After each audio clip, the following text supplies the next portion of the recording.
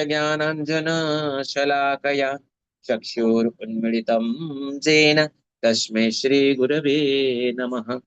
श्रीचैतन्यमनोभीष्टं स्थापितं येन भूतले स्वयं रूपः कदा मह्यं ददाति स्वपदान्तिकं। वन्देऽहं श्रीगुरोः श्रीयुतपदकमलम् श्रीगुरुन् वैष्णवांश्च श्रीरूपं साग्रजातं सहगण रघुनाथान्वितं तं सजीवं साद्वैतं सावधूतं परिजनसहितं कृष्ण चैतन्यदेवं श्रीराधा कृष्ण पादान् सहगण ललिता श्रीविशाखान्वितांश्च हे कृष्ण करुणा सिन्धो दीनबन्धो जगत्पते गोपीश गोपिका कान्त श्रीराधा कान्त नमस्तुते। तप्त कांचन गौरांगी श्रीराधे वृंदावनेश्वरी वृषभानुसुते देवी प्रणमामि हरिप्रिये। नीलाचल निवासाय नित्याय परमात्मने बलभद्र सुभद्राभ्यां श्रीजगन्नाथाय ते नमः। वाञ्छाकल्पतरुर्भ्यश्च कृपा सिन्धुभ्य एव च पतितानां पावनेभ्यो वैष्णवेभ्यो नमो नमः। नमो विष्णुपादाय कृष्णपृष्ठाय भूतले श्रीमते भक्ति वेदांत स्वामिन्निति नामिने नमस्ते सारस्वती देवे गौरवाणी प्रचारिणी निर्विशेष शून्यवादी पाश्चात्य देशतारिणी जय श्री कृष्ण चैतन्य प्रभु नित्यानंद श्री अद्वैत गदाधर श्रीवासादि श्री गौर भक्त वृंद हरे कृष्ण कृष्ण कृष्ण हरे हरे हरे राम राम राम हरे हरे। हरे कृष्ण कृष्ण कृष्ण हरे हरे हरे राम राम राम हरे हरे। अनंत कोटि वैष्णव जन की जय। श्रीला प्रभुपाद महाराज की जय। ओम पूर्णमदः पूर्णमिदं पूर्णात् पूर्णमुदच्यते पूर्णस्य पूर्णमादाय पूर्णमेवावशिष्यते। हरे कृष्णा दंडवत प्रणाम समस्त स्क्रीन टा केमती पूरा आशय मु जानि पारुनी। हाँ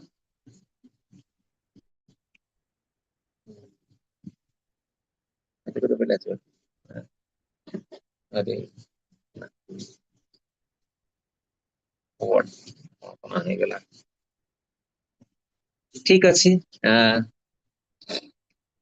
ईशोपनिषद आम पढ़ा आदि द्वितीय श्लोक। श्री राधा कृष्ण की जय। श्रील प्रभुपाद की जय। जय राधा गोविंद जी की। हरे कृष्ण। ईशोपनिषद श्लोक नंबर मंत्र नंबर 1। कुर्वन्नेहेव कर्माणि जिजीविषेत् शतस शतसमाः एवं त्वयेनान्यथेतोऽस्मि न कर्म लिप्यते नरे।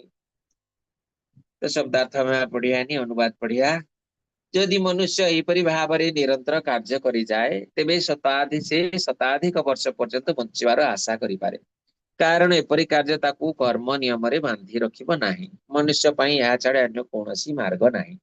तो एठी को कर्म जदि मनुष्य एपरी भाव में निरंतर भाव में कार्य करि जाए एहीपरी भाव में माने कोन जो यार प्रथम मंत्र थिला। प्रथम मंत्र कौन थिला ना ईशावास्यमिदं सर्वं यत्किंच जगत्यां जगत् तेन त्यक्तेन भुञ्जीथा माँ गृध कस्य स्वीद धनम ना ମାନେ ଏଇଠି ୟାର ଅର୍ଥ କଣ ନା ଏଇ ବିଶ୍ଵ ମଧ୍ୟରେ ଯାହା କିଛି ସଜୀବ ବା ନିର୍ଜୀବ ବସ୍ତୁ ଅଛନ୍ତି ନା କିଛି ବି ସଜୀବ ନିର୍ଜୀବ ଯାହା ଆମେ ଆଖିରେ ଆମକୁ ଯାହା ଦେଖା ଯାଉଛି ପଶୁ ପକ୍ଷୀ କୀଟ ପତଙ୍ଗ ନା ନିର୍ଜୀବ ବସ୍ତୁ ବି ସୂର୍ଯ୍ୟ ଚନ୍ଦ୍ର ତାରା ଏ ପୃଥିବୀ ଆକାଶ ବାୟୁ ଜଳ ଅଗ୍ନି ଯାହା ଯାହା ଅଛି ଯୋଉ ପଞ୍ଚତତ୍ପରେ ନିର୍ମିତ ଯାହା କିଛି ବସ୍ତୁ ଗୋଡି ପଥର ନା ନଦୀ ନାଳ ଯାହା ଦେଖା ଯାଉଛି ଆମକୁ ଏ ସବୁ କିଛିର ଅଧିକାରୀ କିଏ ସୃଷ୍ଟିକର୍ତ୍ତା ଭଗବାନ ହିଁ ଅଟନ୍ତି ଏବଂ ସେ ସବୁ ତାଙ୍କର ଅଧୀନରେ ଅଛି ନା ସେ ହିଁ ଅଧିକାରୀ ଅଟନ୍ତି ଏବଂ ସେ ହିଁ ନିୟନ୍ତ୍ରଣକାରୀ ଅଟନ୍ତି ଭଗବାନ ହିଁ ତାକୁ ନିୟନ୍ତ୍ରଣ କରନ୍ତି ନା ସେଇଥିପାଇଁ କଣ କରିବା ଦରକାର ଯେହେତୁ ଭଗବାନଙ୍କର ସବୁ କିଛି ଆମେ ଭାବୁଛେ ଏଇ ଘର ମୋର ଏଇ ଦୋକାନ ମୋର ଏଇ ଛୁଆ ପିଲା ମୋର ନା ମୋର ସ୍ତ୍ରୀ ମୋର ସ୍ଵାମୀ ମୋର ଘର ମୋର ଦ୍ୱାର କିଛି ବି ନିଜର ସବୁ କିଛି ଭଗବାନଙ୍କର ନା ଆମେ ବୃକ୍ଷଟିଏ ରୋପଣ କଲେ ଆମେ ଭାବୁଛୁ ଏଇ ଗଛରେ ଯୋଉ ଫଳଟି ଫଳିବ ସେଇ ଫଳକୁ ମୁଁ ଖାଇବି କିନ୍ତୁ ପ୍ରକୃତିରେ ସେ ବୃକ୍ଷ ବି ଭଗବାନଙ୍କର ନା ସେ ମଞ୍ଜି ବି ଭଗବାନଙ୍କର ଜଳ ବି ଭଗବାନଙ୍କର ମାଟି ବି ଭଗବାନଙ୍କର ସେଇ ପାଣି ପବନରେ ଯୋଉ ପାଣି ପବନରେ ସେ ବୃକ୍ଷଟି ବଢେ ଯୋଉ ଉପାଦାନରେ ସେ ବୃକ୍ଷ ସବୁ କିଛି ଭଗବାନଙ୍କର କେବଳ ଆମେ କଣ କଲେ ସେଥିରେ ଖାଲି ମଞ୍ଜି ଟାକି ମାଟିରେ ପକେଇଲେ ନା ସିଏ ଆମର ଶରୀର ବି ଭଗବାନଙ୍କର ତ ସବୁ କିଛି ଭଗବାନଙ୍କର ଯେତେବେଳେ ନା ସେଥିରେ ଯୋଉ ଫଳଟି ଫଳେଇଲା ସେ ଫଳଟି ଆମର କେମିତି ହେଇଗଲା ସେ ଆମର ହବ ନାହିଁ ନା ତ ସେ ଫଳ ବି ଭଗବାନ କିନ୍ତୁ ଆମେ କଣ ଇଚ୍ଛା କରୁ ଆମେ ଭାବୁଛେ ଆମେ ସେ ଫଳକୁ ଖାଇବୁ ନା ତ ଇଏ ହଉଛି ଆମର ଅଜ୍ଞାନତା ନା ତ ଏଇଠି କୁହାଯାଉଛି ଯେ ଯେମିତି ଭଗବାନ ସବୁ ଜିନିଷର ମାଲିକ ଭଗବାନ ହିଁ ଅଟନ୍ତି ଏବଂ କଣ କରିବା ଦରକାର ସେଥିପାଇଁ ଜଣେ ଜୀବ କଣ ଦରକାର କରିବା ଦରକାର ନା ତାର ଜୀବନ ନିର୍ବାହ କରିବା ପାଇଁ ଯେତିକି ଆବଶ୍ୟକ ସେ ସେତିକି ଗ୍ରହଣ କରିବ ନା ସେତିକି ଗ୍ରହଣ କରିବ ଏବଂ ବାକି ଯାହା ବଞ୍ଚିଲା ସେଇଟା ଆଉ କାହାର ସେଟାକୁ ବିଚାର କରିବା ଦରକାର ଅଛି ନା ଏଇ ସବୁ କିଛି ଭଗବାନଙ୍କର ଏବଂ ଭଗବାନଙ୍କର ସୃଷ୍ଟ ପ୍ରତ୍ୟେକ ଜୀବର ସବୁଥିରେ ଅଧିକାର ରହିଛି ଏଣୁ ଅନ୍ୟର ଅଧିକାରକୁ ଯଦି ଆମେ ଆଣି ଆସିବା ତାହେଲେ ସେ ହଉଛି ଚୋରି ନା ସେ ଚୋର ବୃତ୍ତି ଅଟେ ଏଣୁ ଅନ୍ୟ ସବୁର ଅଧିକାରୀ କିଏ ସେଇଟାକୁ ଭଲ ଭାବରେ ଜାଣିକିରି ସେଗୁଡିକ ଆମେ କଦାପି ଗ୍ରହଣ କରିବା ଉଚିତ ନୁହେଁ ନା ଆପଣ ମାନେ ଏଇଟା ଆଗରୁ ପାଠ କରିଛନ୍ତି ଏମିତି ନା ଆପଣ ଦେଖିବେ ଯଦି ଗୋଟେ ଜାଗାରେ ଗୋଟେ ବସ୍ତାରେ ବସ୍ତେ ଚାଉଳ ପଡିଛି ଚଢେଇ ଆସିଲେ କଣ କରିବ ତାର ଯେତିକି ଆବଶ୍ୟକତା ସେତିକି ଖାଇଦବ ସେ ଉଡିକି ପଳେଇବ ନା ପଶୁ ପକ୍ଷୀ ଯିଏ ବି ଆସିବେ ଯଦି ଗାଈଟେ ଆସିଲା 2-4 ମୁଠା ଖାଇବ ଯେତିକି ଖାଇପାରିବ ତା ପେଟରେ ଯେତିକି ଜାଗା ଧରିବ ସେତିକି ଖାଇବ ଆଉ ସେ ପଳେଇବ ସେଠି ଆଉ ରହିବନି ଖାଇସାରିଲା ପରେ କିନ୍ତୁ ମଣିଷ କଣ କରେ ନା ମଣିଷର ଲୋଭ ବହୁତ ବେଶୀ ମଣିଷ ସେଇଟା କରିବନି ସେ ଖାଇବନି ସେ କଣ କରୁଛ ପୁରା ବସ୍ତାରେ କେମିତି ମୁଁ ବୋହି ନେଇଯିବି ସେଇ ଚେଷ୍ଟା କରୁ ଅନ୍ୟ କେହି ନ ପାଆନ୍ତୁ ନା ଆମେ ଦେଖୁ ଏମିତି ସମାଜ ଜୀବନରେ ଆମେ ଯେତେବେଳେ ଦେଖୁ ନ୍ୟୁଜରେ ଦେଖୁ ଯେ ରାସ୍ତାରେ କିଛି ଗୋଟେ ଟ୍ରକ ଓଲଟିଗଲା ସବୁ ଜିନିଷ ପତ୍ର ନେଇକି ଲୋକ ସବୁ ବୋହି ନିଅନ୍ତି ନା ଯିଏ ଯେତିକି ପାରିଲେ ନିଜ ନିଜ ସବୁ ବୋହି ନେଇଯାଆନ୍ତି କଣ ତାଙ୍କର ଏତିକି ଆବଶ୍ୟକତା ଅଛି ଖରାପ ହେଇଯିବ ପଛେ ନା ରହିବା ପାଇଁ ଖଣ୍ଡେ ଘର ଦରକାର ନା ଏଇଠି ଗୋଟେ ଘର କରିବି ଭୁବନେଶ୍ଵରରେ ଗୋଟେ ଘର କରିବି ସମ୍ବଲପୁରରେ ଗୋଟେ ଘର କରିବି ଦିଲ୍ଲୀରେ ଗୋଟେ ଘର କରିବି 50 ଜାଗାରେ ଘର ତିଆରି କରିବି କଣ ଦରକାର ପିନ୍ଧିବା କାହିଁ ଆମକୁ କେତେ ବସ୍ତ୍ର ଦରକାର 2-3 ଖଣ୍ଡ 3 ଖଣ୍ଡ କି 4 ଖଣ୍ଡ ହେଲେ ଯଥେଷ୍ଟ ହେଇଯିବ କିନ୍ତୁ ଆମେ ଆଲମିରାରେ ଭର୍ତ୍ତି କରିକି ଜିନିଷ କରି ରଖୁ ନା ତ ଏଇ ସବୁ ଜିନିଷ ଗୁଡାକ ଯୋଉ ଆମେ କରୁ ପ୍ରକୃତରେ ସେ ଆମକୁ କର୍ମ ବନ୍ଧନରେ ପକାଏ ସେ ସବୁ ଜିନିଷ ଆମେ କରିବା କଥା ନୁହେଁ ଏଇ ସବୁ କରିବା ଦ୍ଵାରା ଆମେ ଦୁଃଖ ହିଁ ପାଉ ନା ପ୍ରକୃତରେ ଆମେ ଜାଣୁନାହୁଁ ତା ପାଇଁ ତମକୁ କେୟାର କରିବାକୁ ପଡିବ ତାର ଯତ୍ନ ନେବାକୁ ପଡିବ ନା 3 ଜାଗାରେ ଯଦି ଘର କରିଥିବ କୋଉଠି କିଏ ଘର ଭଡା ଦେଲା କି ନଦେଲା କୋଉଠି ଘର ଭାଙ୍ଗିଗଲା ଘର ଭଡା କାହାକୁ ଦେଇଥିବ ସେ ଫୋନ କରିବ ନା କିଏ ନିଜ ଜାଗାରେ ମାଡି ବସିଲାଣି ଆଉ କଣ ହେଇଥିବ 50 ଜାଗାରେ ଜମି ରଖିଥିବ ତ ଏଇ ଭଳିଆ ବିଭିନ୍ନ ପ୍ରକାରର ମାନସିକ ଚିନ୍ତା ଦୁଶ୍ଚିନ୍ତା ଆରେ ସେ ତାର ଜୀବନକୁ ବିତେଇ ଦିଏ ମଣିଷ ତ ଭଗବାନ ଏଇଠି କଣ କହୁଛନ୍ତି ଯେ ଏଇ କଥା ଚିନ୍ତା କରିକିରି ତାର ଯେତିକି ଆବଶ୍ୟକତା କେବଳ ସେତିକି ଗ୍ରହଣ କରିବ କେବଳ ସେତିକି ଗ୍ରହଣ କରିବ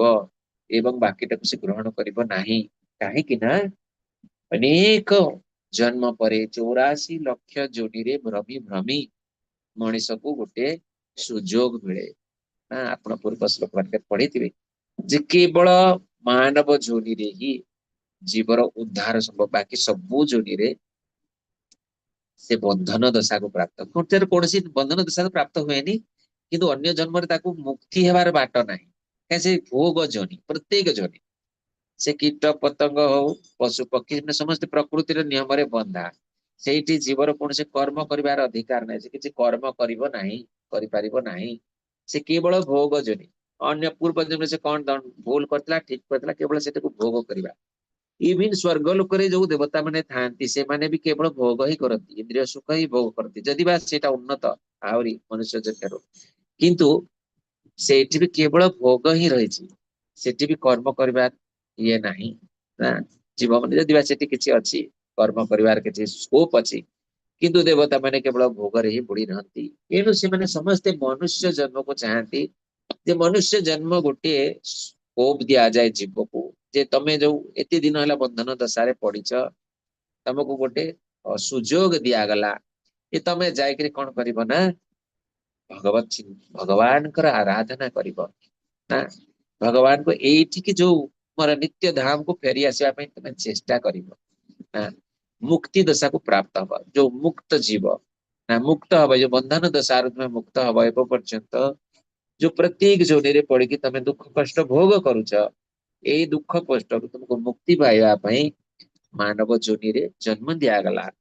କିନ୍ତୁ ସେ ମନୁଷ୍ୟ ଜନ୍ମକୁ ଯଦି ଜୀବ ନଷ୍ଟ କରିଦିଏ ନା, ଆଜି ଏଇଭଳିଆ ଲୋଭ ପ୍ରବଳ ସହିକି ସବୁ ଜିନିଷ ପତ୍ର ସଞ୍ଚୟ କରିବ ସେ, ସଂଗ୍ରହ ପରିଗ୍ରହ କରିବା ସେ, ସଂଗ୍ରହ କଲେ କଣ ବହୁତ ଜିନିଷ ପତ୍ର ସଂଗ୍ରହ କଲେ ମୋର ଏଇଟା ମୋର ବୋଲିକି ଯଦି ଅଧିକାର ସାବ୍ୟସ୍ତ କରିବ, ବନ୍ଧନରେ ପଡିବ ଏବଂ କେବେ ଏଇଥିରୁ ମୁକ୍ତ ହବ ନାହିଁ। ସେଇଠି କୁହାଯାଉଛି ଯଦି ମନୁଷ୍ୟ ଏହିପରି ଭାବରେ ନିରନ୍ତର କାର୍ଯ୍ୟ କରିଯାଏ, ତେବେ ସେ ଶତାଧିକ ପର୍ଯ୍ୟନ୍ତ ବର୍ଷ ପର୍ଯ୍ୟନ୍ତ ବଞ୍ଚିବାର ଆଶା କରିଯାଏ। ଯେତେବେଳେ ପର୍ଯ୍ୟନ୍ତ ଆମେ କେବଳ ନିଜର ଯେତିକି ଆବଶ୍ୟକତା ସେତିକି ନବା, ସେତିକି ଗ୍ରହଣ କରିବା, ତାହେଲେ ଶହ ଶହ ବର୍ଷ ପର୍ଯ୍ୟନ୍ତ ଆମେ ବଞ୍ଚି ପାରିବା ନା। କାରଣ ଏପରି କାର୍ଯ୍ୟ ତାକୁ କର୍ମ ନିୟମରେ ବାନ୍ଧି ରଖିବ ନାହିଁ, ସେ ବନ୍ଧନ ଦଶାରେ ପଡିବ ନାହିଁ ନା। ବନ୍ଧନ ଦଶାରେ କେତେବେଳେ ଆମେ ପଡୁ, ଯେତେବେଳେ ଆମେ ସଂଗ୍ରହ କରୁ, ଆମେ ଭାବୁ ଏଇଟା ମୋର ନା ସବୁ କିଛି ଭଗବାନଙ୍କର, ଏଇ ଚିନ୍ତା ଯେତେବେଳେ ଆସିଯିବ ନା, ସେତେବେଳେ ଆମେ ବନ୍ଧନ ଦଶାରେ ପଡିବା ନାହିଁ। କାହିଁକି ଏ ଶରୀର ବି ଭଗବାନଙ୍କର ନା, ଏ ଇନ୍ଦ୍ରିୟ ଭଗବାନ ହଉଛନ୍ତି ଇନ୍ଦ୍ରିୟ ମାନଙ୍କର ସ୍ଵାମୀ, ଏ ଇନ୍ଦ୍ରିୟ ମାନେ ବି ଭଗବାନଙ୍କର। ଏଇନୁ ଆମେ ଯାହା କର୍ମ କରିବା ସେ ଭଗବାନଙ୍କ ପାଇଁ କରିବା। ଏବେ ଆଉ ଆମେ ନିଜ ପାଇଁ କରିବାନି, କାହିଁକି ସବୁ କିଛି ଭଗବାନଙ୍କର। ଆମେ ନିଜ ପାଇଁ କଣ କରିବା, କିଛି ବି ନିଜର ନୁହେଁ, କୌଣସି ଜିନିଷ ନିଜର ନୁହେଁ। ଯେତେବେଳେ ଆମେ ଏଇ ଜିନିଷକୁ ଈଶାବାସ୍ୟ ବୁଝିବା ଯେ ସବୁ କିଛିର ଅଧିକାରୀ ଭଗବାନ ଏବଂ ସବୁ କିଛିର ମାଲିକ ବି ଭଗବାନ ନା, ସେତେବେଳେ ଯେତେବେଳେ ଆମେ ଏଇ ଜିନିଷକୁ ବୁଝିଯିବା, ସେତେବେଳେ କଣ ହବ ନା, ଆମେ ଆଉ ଏଇଭଳିଆ କର୍ମ କରିବାନି, ସଂଗ୍ରହ ପରିଗ୍ରହ କରିବାନି, ଜିନିଷ ପତ୍ର ସଂଗ୍ରହ କରିବାନି। ମୁଁ ଜମି ଖଣ୍ଡେ କିଣିବି, ଘର ତୋଳିବି, ଆଉ ସନ୍ତାନ ସନ୍ତତି ସବୁ ଅନେକ ସନ୍ତାନ ସନ୍ତତି ହେବେ, ସେମାନେ ଏଇଠି ପାଠ ପଢିବେ, ଏଇଠି ପାଠ ପଢିବେ, ସେମାନେ ରୋଜଗାର କରିବେ, ମତେ ସବୁ ପୋଷିବେ ନା, ଏଇଭଳିଆ ଚିନ୍ତା ଧାରା ନଥିବ।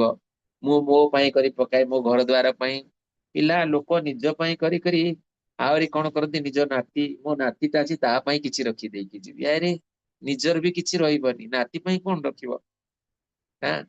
ନିଜର ବି କିଛି ନୁହେଁ, ଶରୀର ବି ନିଜର ନୁହେଁ, ଶରୀର ବି ନିଜର ରହିବ ନାହିଁ।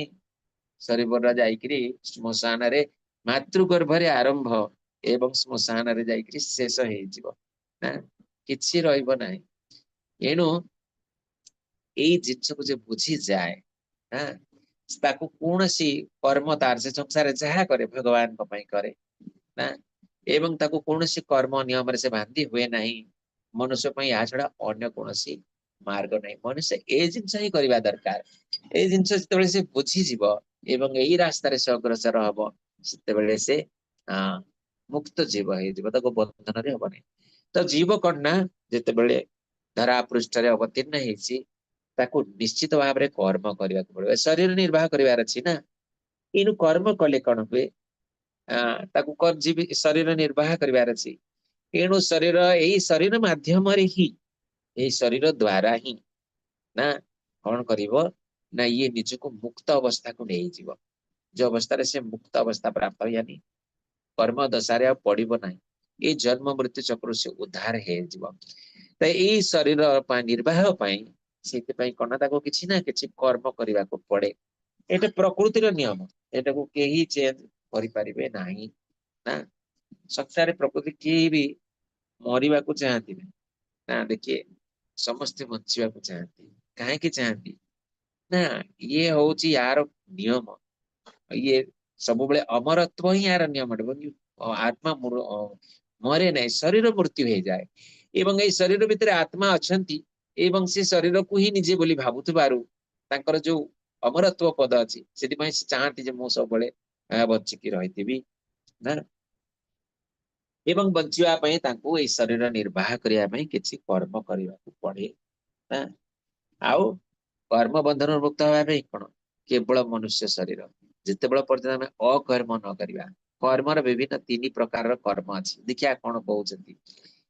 कर्म कर्मर तीन प्रकार कर्म हूँ प्रकाशित शास्त्र मानक वर्णित निर्धारित कर्तव्य अनुजाई करा जाइथिबा कार्यक्रम कार्य को कर्म कहा जाए माने जोटा शास्त्र निर्देश अछि ना विभिन्न आश्रम अछि विभिन्न वर्ण अछि वर्ण एवं आश्रम अनुसार हम जो कार्य सब करू तार सब निर्देश दिया जायछि किए कोन करिवे कोन करिया दरकार ना जीवनर प्रारंभिक किंबा निम्न स्तर रे थिबा व्यक्ति तुरंत भक्ति सेवार कार्यकलाप को ग्रहण करि पारे नाही एवं से फल प्राप्तिर आशा रे करा जातवा कर्म गुडी को मध्य एकाकी बंद करि पारे नाही तो कर्म कोन ना एई शरीर निर्वाह करिया पई शास्त्र अनुमोदित जो सब कार्य अछि वेद रे कर्म विषय वर्णना करा जाय छै ना वेद मानकर जो कर्मर विभिन्न पंथा वर्णना करा जाय छै तो से भितर एठी कर्म देखो कर्मर तीन प्रकार आमे श्रीमद् भगवत गीता रे समस्त पाठ करछे कर्म अकर्म एवं विकर्म ना तीन प्रकार तो एठी कर्मर कथा कहा जाउछि जोटा शास्त्र निर्देशित कार्य शरीर निर्वाह पाई डे टू डे लाइफ रे हमर जीवन को बचाई रखिया पाई हमको जो कार्य करबा को पड़े जोटा शास्त्र निर्देशित एवं अधर्म चित नुहे जोटा अधर्म रास्ता को जाऊ नाही जोटा का आमे धर्म पथरे रहिकरी शास्त्र अनुसार निजर धर्म वर्ण कर्म अनुसार वर्ण एवं जो आश्रम अनुसार आमे जो कर्तव्य करू जेमति कि धन्य आमे गृहस्थ आश्रम रे अछु तो गृहस्थ आश्रम रे कन ना हमको पिला मानको पाठ पढेबा ना पिला मानकर सेवा जत्न करबा गृहस्थ धर्म को निर्वाह करा घर को अतिथि आसीबे ताको गेस्ट मानको आमे यथोचित भगवान भलिया ताकर सेवा करबा घर को जो गेस्ट आसंती तांको भगवान अतिथि को विष्णु कहा जाए तांको ठीक भाव रे करबा छुआ पिलांकर दायित्व नेबा स्त्री पुत्रकर दायित्व नेबा एवं से माने जेते बेले कार्यक्रम उपयुक्त समय आसीबो जेते बेले से माने कार्यक्रम हेई जिवे माने निज गोड़ रे जे ठिया हेई जिवे सशक्त हेई जिवे तांको उचित शिक्षा दबा माने जेमति कि से माने विपथगामी न हेबे तांको ठीक भाव रे शिक्षा दीक्षा सब तांको व्यवस्था करबा एवं तापर जे से माने कार्यक्रम निजर सक्षम हेई जिवे सेही समय रे आमे तांको घरर परिवार दायित्व तांको ऊपर न्यस्त करदबा ना तांको विवाह व्रत करे देखिरी तांको ऊपर न्यस्त करदबा एवं तापर निजको बानप्रस्थ आश्रम को प्रवेश करबा माने सबुदिन जे आमे बुढ़ा बुढ़ी हवा पर्यंत पिला कोन करबो डिसाइड करबा एई भलिया नुहे ना ये गृहस्थ कर्तव्य नुहे गृहस्थ कोन करबा ने जेते बेले तार बयस हेई जिवो पिलांको दायित्व देबे ठीक अछि पिला माने तमे पाइलो मोर भजन कीर्तन रहिली वर्तमान मु मोर आत्मार उन्नति पाई कार्य करबी आउ मु ए संसार भितरे मुंड खेलेबी नाही तो सही समय रे जहाँ मुठे देबे पाइबो एबे जंगल को जाइकरी व्यवस्था ने अपन जंगल जाइकरी रही परिबे नै जार सुविधा अछि सेमति अलगा रीति रहिबार व्यवस्था अछि ताले से रही पारंती किंतु वर्तमान समय रे सेटा को कुहा जाउनी समय उपयोगी हेबा दरकार सब जिंस तो से माने कोन करबे ना परिवार रहिले मध्य परिवार ठाରୁ निर्लिप्त रहिबे मुठे खाइल एवं खंडे पिंदिल एवं भगवान कर सेवा पूजा रे रहइबो पुणी परिवार भितर मुंड खेलैबार नाही तो ये होची गृहस्थ धर्म तई बेलिया कौन हुए ना शरीर निर्वाह पाई जीव को किछि ना किछि करबा को पड़े एवं जो माने आध्यात्मिक दृष्टि उन्नत को उन्नत स्थिति को पाई ना ଯେମିତି ଆମେ ମାନେ ସବୁ ଅଛୁ ଆମେ ଆମକୁ ନିମ୍ନ ସ୍ତର ହିଁ କୁହାଯିବ। ଆମେ ସମସ୍ତେ ବର୍ତ୍ତମାନ ନିମ୍ନ ସ୍ତରରେ ଅଛୁ, କେହି ଉଚ୍ଚ ସ୍ତରରେ ବି ଅଛନ୍ତି ନ ଅଛନ୍ତି ଏମିତି ନୁହେଁ। ସେମାନେ କଣ କରନ୍ତି ନା ସହଜରେ ତୁରନ୍ତ ଭକ୍ତି ସେବାର କାର୍ଯ୍ୟକଳାପକୁ ଗ୍ରହଣ କରିପାରେ ନାହିଁ। ଭକ୍ତି ସେବା ଭଗବାନଙ୍କର ସେବା କରିବା ଇଏ ଗୋଟେ ସାଧାରଣ କଥା ନୁହେଁ। ଯଦି ବା ଏଇଟାକୁ ଆମେ କହିଦେବାର ପାଟିରେ ବହୁତ ମାନେ ସହଜ ଲାଗେ, ଭକ୍ତି ବହୁତ ସହଜ, କିଛି ନାହିଁ ଭଜନ କୀର୍ତ୍ତନ କରିବ ଭଗବାନଙ୍କ ପାଖରେ ମନଟା ଲଗେଇବ। ଯୋଉଠି ଅର୍ଜୁନ ଭଳିଆ ବ୍ୟକ୍ତି କହୁଛନ୍ତି ଚଞ୍ଚଳ ହିଁ ମନଃ କୃଷ୍ଣ। ଯିଏ ତାଙ୍କର ଏଇଭଳିଆ ଯୋଗୀ ଯେ ନିଜର ତପସ୍ୟା ବଳରେ ମହାଦେବଙ୍କୁ ପ୍ରସନ୍ନ କରିପାରିଥିଲେ, ସିଏ ଯେଭଳି ଏଇଭଳିଆ କହୁଛନ୍ତି ଆମ ଭଳିଆ ବ୍ୟକ୍ତି ମାନେ ଆମେ ଏଇ ସଂସାର କଳି ଯୁଗରେ ଏଇ ଘୋର କଳି ଯୁଗ ଏବଂ ଏଇଭଳିଆ ସ୍ଥାନରେ ଆମେ ନିଜକୁ ଭକ୍ତି ପଥରେ ନିୟୋଜିତ କରିବା, ମନକୁ ଭଗବାନଙ୍କ ପାଖରେ ଲଗେଇଦବା, ଇଏ କେତେ କଠିନ କାର୍ଯ୍ୟ ସମସ୍ତେ ନିଶ୍ଚିତ ଭାବରେ ସମସ୍ତଙ୍କ ଅନୁଭୂତି ଥିବ। ତେଣୁ ଭକ୍ତି ସେ କଳାପରେ କଣ ହୁଏ ନା ହଠାତ୍ କିନା ମନ ଲାଗେ ନାହିଁ। ତ କଣ ହୁଏ, ଫଳ ପ୍ରାପ୍ତି ଆଶାରେ କରାଯାଉଥିବା କର୍ମ ଗୁଡିକ ଏକାକି ବନ୍ଦ କରିପାରେ ନାହିଁ। ଜୀବ କଣ କରେ, ପ୍ରଥମରୁ ଆରମ୍ଭରୁ ତାଙ୍କୁ ଯଦି ନିଷ୍କାମ ଭାବରେ ଭକ୍ତି କର, ଇଏ ସହଜରେ ହୁଏ ନାହିଁ। କାରଣ ଯୋଉମାନେ ଦେଖନ୍ତୁ, ଯୋଉମାନେ ଭଗବାନଙ୍କୁ ସାକ୍ଷାତ ଦର୍ଶନ କରୁଥିଲେ ସେମାନେ ମଧ୍ୟ ସବୁବେଳେ ନିଷ୍କାମ ହୋଇପାରୁନଥିଲେ। ନିଷ୍କାମ ହେଇପାରୁଥିଲେ କି? ହେଇପାରୁନଥିଲେ। ଅର୍ଜୁନ ଯେମିତି ଅର୍ଜୁନ ଯୋଉ ପାଣ୍ଡବ ମାନେ କୌଣସି ପ୍ରକାର ତାଙ୍କର ଦୁଃଖ କଷ୍ଟ ଯେତେବେଳେ ପଡୁଥିଲା ଭଗବାନଙ୍କୁ ଡାକୁଥିଲେ, ହେ ଭଗବାନ ଆମକୁ ଏଇ କଷ୍ଟରୁ ନିବୃତ୍ତ କର। ଡାକୁଥିଲେ ଭଗବାନଙ୍କୁ। ଏଣୁ ଆମେ ଗୃହସ୍ଥ ସଂସାରରେ ରହିଛୁ, ସଂସାର ଜାଳରେ ପଡିଛୁ।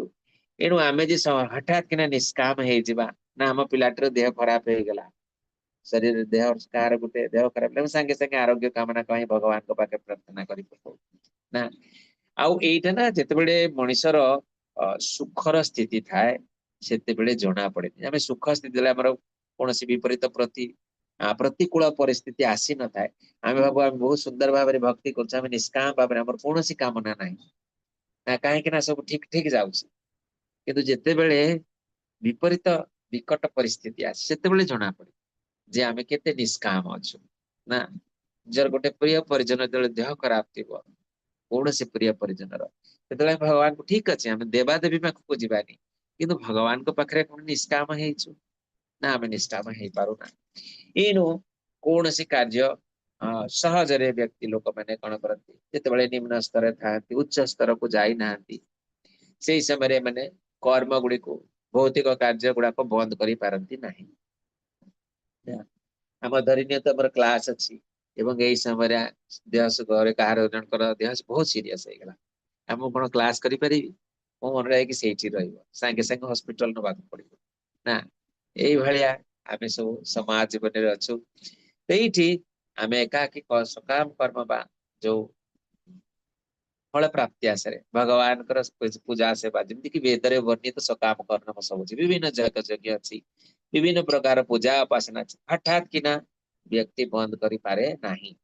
ତ ଯେତେବେଳେ ପର୍ଯ୍ୟନ୍ତ ସେ ସକାମ କର୍ମ କରୁଛି ତାକୁ କୁହାଯିବ କର୍ମ। ଆଉ କର୍ମ ବନ୍ଧନ କଣ?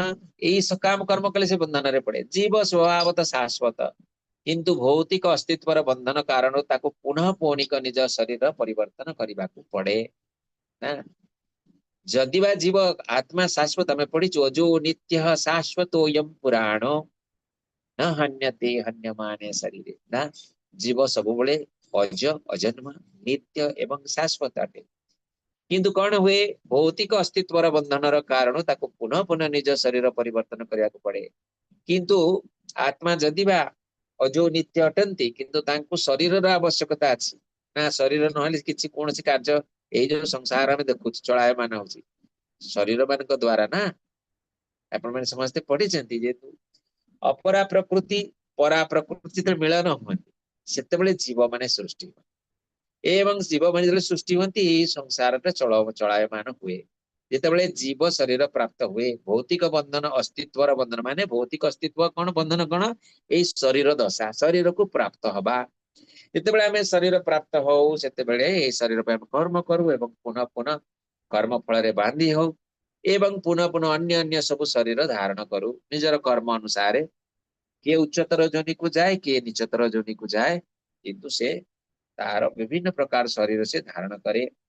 यही प्रक्रिया को आत्मांतर देहांतरण किंबा कर्म बंधन बोली कहा जाए, अर्थात निज कर्मण फल बल बंधित हवा। आम समझते जानी जे जीव शरीर कहीं प्राप्त हुए ना कहीं जन्म हुए, तार कर्म फल को भोग करने इच्छा एवं द्वेष ए दुईटी कारण जीव को शरीर धारण करने पड़े। जो जीव किसी इच्छा करे ना भोग करिवार इच्छा, इंद्रिय भोगर इच्छा लालसा, केतेबेले से कौन करिवो ना ताकू शरीर धारण नुआ अलगा शरीर जे जेमती भोग करिया पई, जेमती जणे मांस खाया पई सबले चाहुचंती से सेही भलिया पशु जनि को प्राप्त हेबे। जणे केवल कौन ना जे जेमती जेमती कार्य करुतबे ना जे केवल इंद्रिय भोगर लालसा करते से भाया जमी भालू शोवा इच्छा करे बेसी बेसी शुए।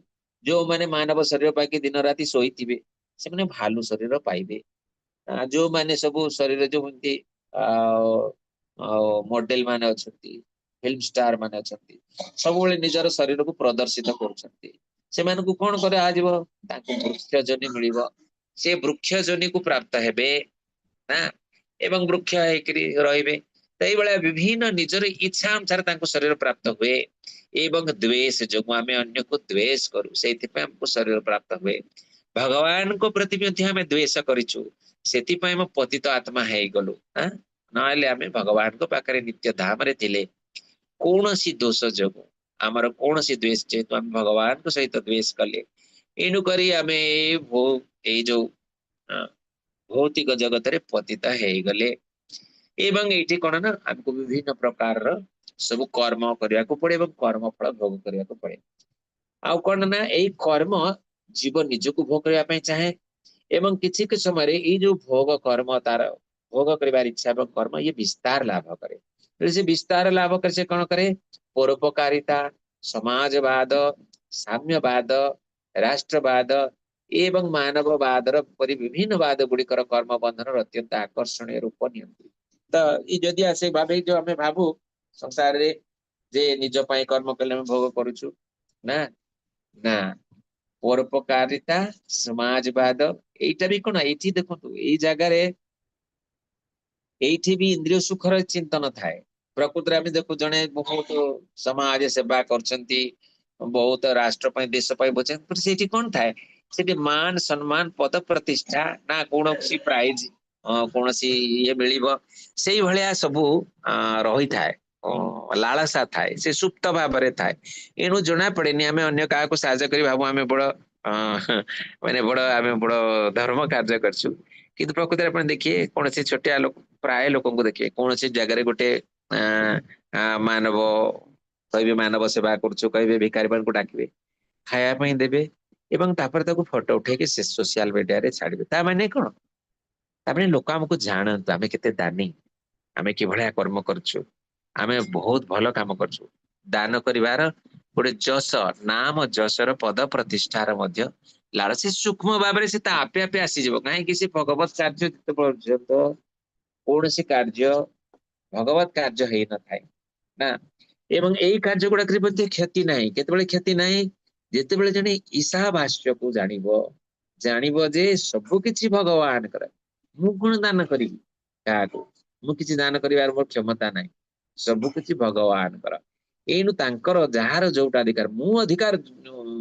कहाट जमा करके रखी देछि ना मोर अधिकार जमा कर रखि जिनस को मुझे बाहर जाकि बांटी से मोर नाम प्रतिष्ठा तो सी कौन सी बहुत बड़ जिनस नुहे ना समस्ते आम जदि निज निजर केवल जी आवश्यकता से रखा एवं बाकी छाड़ीदबा ताहले ये संसार केही भी भोकर रहिबे नहीं केही गरीब रहिबे नहीं कहीं गरीब होइछंती किछि लोक ए ईशावास्य को जानू ना बुझू ना से विषय ज्ञान नहीं एवं से मैंने सबु किछि को मोर भावे केमती मु आहुरी अधिका जमा करि पकेइबी हां अधिका मो पाखरे जमा करिबी किछि लोक पर अधिका जमा हे जबा जोगु किछि लोक भोकरे मरछंती एवं एथिबे किछि लोक अल्प समय रे मृत्युवरण करछंती दुख कष्ट रे रहिछंती।